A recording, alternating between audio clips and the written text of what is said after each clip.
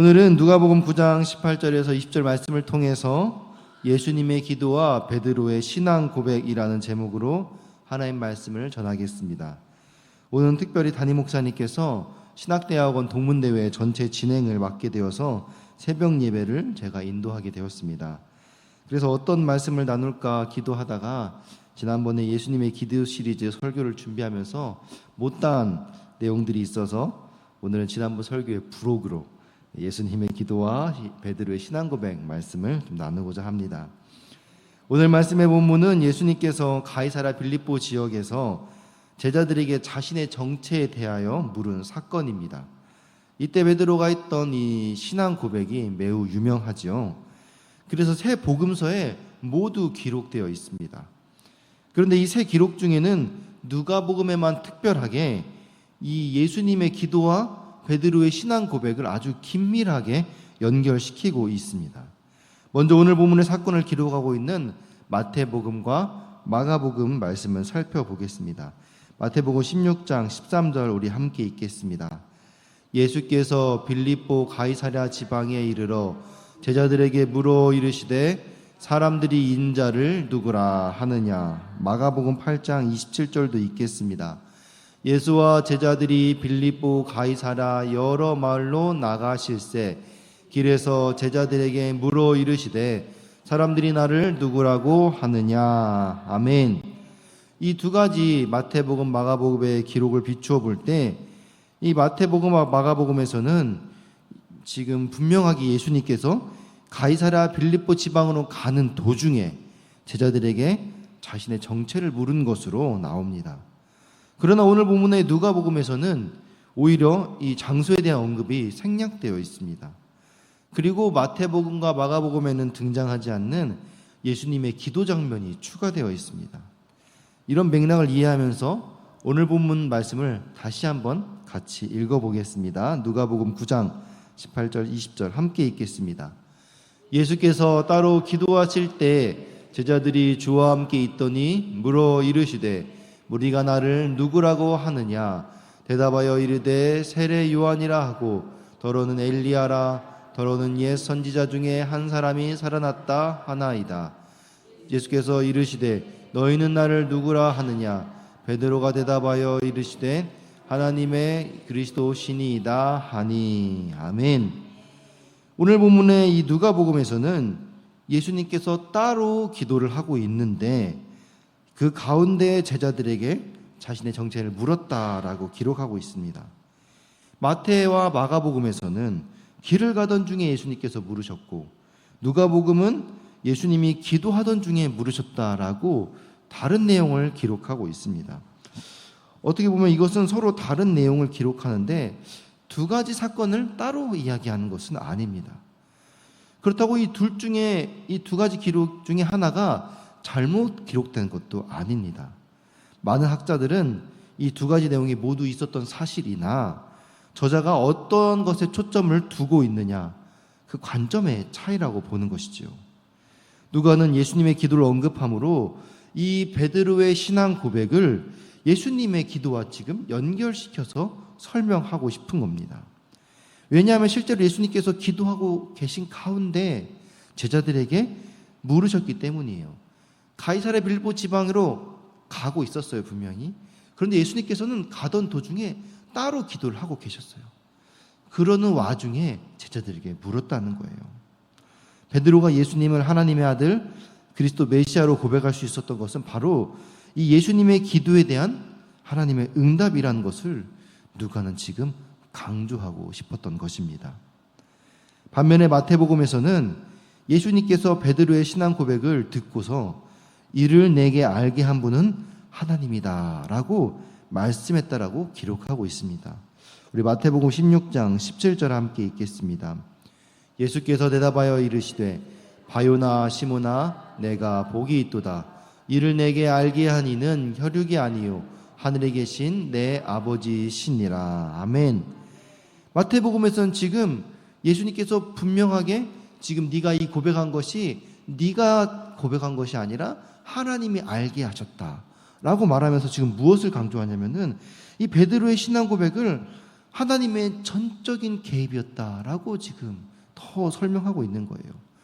베드로가 위대한 신앙 고백을 할 수 있도록 하나님께서 도우신 이 과정 속에 다른 어떠한 것이 개입되지 않았다라는 것을 전제하는 듯한 흐름으로 설명하는 것이지요. 그러나 누가복음은 베드로의 신앙 고백 이전에 분명히 예수님의 기도가 있었다라고 먼저 언급하고 있습니다. 베드로가 예수님이 메시아라는 정체를 알게 된 과정에는 분명히 예수님의 기도가 있었습니다. 더불어 누가복음은 예수님의 기도 응답을 강조하기 위해서 이 베드로가 메시아관에 대해서 부족했다는 점을 언급하지 않습니다. 예수님의 기도 응답으로 베드로가 예수님의 정체를 깨달을 수 있지만은 하나님의 온전한 계획과 뜻을 다 알기에는 분명히 인간적인 한계가 있었을 거예요. 그래서 베드로가 신앙 고백을 했음에도 불구하고 예수님께서 십자가 고난을 이야기하셨을 때 베드로가 그것을 만류하면서 말리죠. 그런데 이 내용이 누가복음에 빠져 있다라는 거예요. 이런 인간적인 한계가 예수님의 기도 응답의 온전성을 정서적으로 반감할 수 있기 때문에 의도적으로 생략했다라는 것입니다. 그런데 반면에 마태와 마가는 예수님께서 예루살렘에서 받게 될 십자가의 고난 말씀하실 때 이 베드로가 만류하셨을 때 그리고 예수님이 그것을 호되게 혼내는 내용을 자세하게 기록하고 있습니다. 이것은 베드로의 신앙 고백이 철저한 하나님의 역사였지만은 여전히 베드로는 이 메시아관에 대해서 부족했다는 점을 지적하고 있는 것이죠. 우리 이 내용을 한번 같이 읽어보겠습니다. 마태복음 16장 21절에서 23절 말씀입니다. 함께 읽겠습니다. 이때로부터 예수 그리스도께서 자기가 예루살렘에 올라가 장로들과 대제사장들과 서기관들에게 많은 고난을 받고 죽임을 당하고 제3일에 살아나야 할 것을 제자들에게 비로소 나타내시니 베드로가 예수를 붙들고 항변하여 이르되 주여 그리 마옵소서 이 일이 결코 주께 미치지 아니하리이다. 예수께서 돌이키시며 베드로에게 이르시되 사탄아 내 뒤로 물러가라. 너는 나를 넘어지게 하는 자로다. 내가 하나님의 일을 생각하지 아니하고 도리어 사람의 일을 생각하는도다 하시고. 아멘. 마가복음도 같은 내용이기 때문에 따로 읽지는 않겠습니다. 그런데 이 누가복음에는 이 내용이 전혀 등장하지 않는 거예요. 누가는 이 베드로의 신앙 고백에 대해서 어떠한 결함도 없었다라고 지금 보고하기 원한다는 거죠. 왜냐하면 누가는 이 베드로의 신앙 고백을 예수님의 기도 응답으로 보기 때문입니다. 하나님께서 예수님의 기도를 응답하셔서 베드로가 예수님을 하나님이 보내신 메시아로 고백한 것이니 이 기도 응답 자체는 문제가 없다라는 것을 강조하기 때문입니다. 우리는 그러면 오늘 본문을 통해서 예수님의 기도 결과로 베드로가 예수님을 메시아로 고백되었다는 사실에 주목해야 할 것입니다. 예수님은 신적인 능력을 완전하게 구비하신 하나님이세요.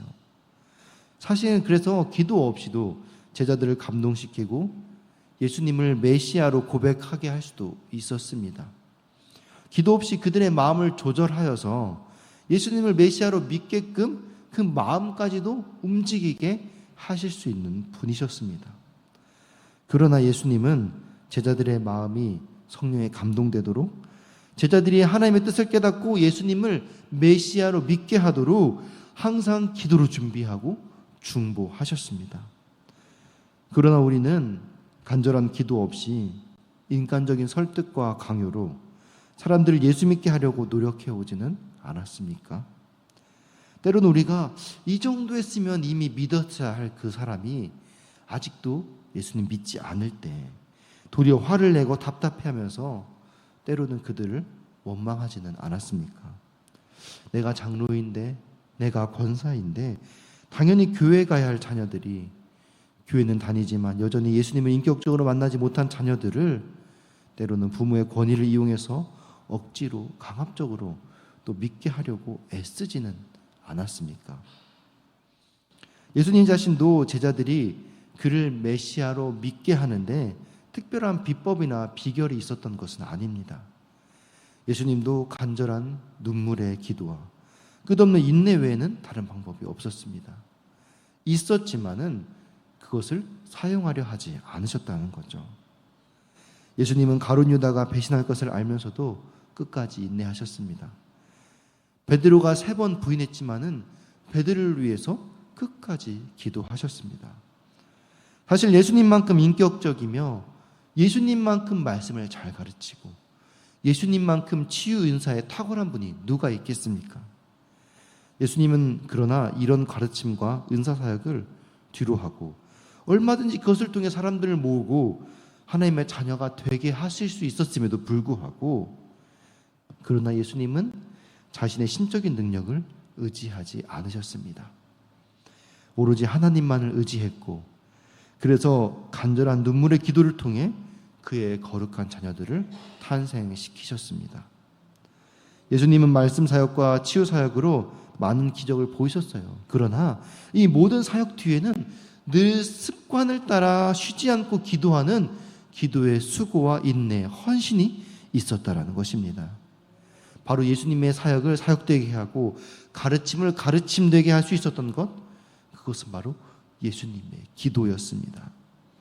기도 없는 사역은 열매 없는 사역이고 기도 없는 가르침은 생명 없는 가르침, 교만은 낳는 지식에 불과한 것입니다.